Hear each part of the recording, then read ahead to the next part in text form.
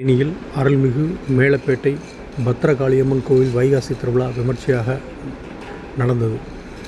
தேனியில் அருள்மிகு மேலப்பேட்டை பத்ரகாளியம்மன் கோவில் வைகாசி திருவிழா ஆண்டுதோறும் சிறப்பாக கொண்டாடப்படுவது வழக்கம்.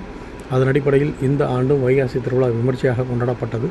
அதன் ஒரு பகுதியாக அம்மன் புஷ்ப அலங்காரத்தில் வீதி உலா வருகை புரிந்தார்.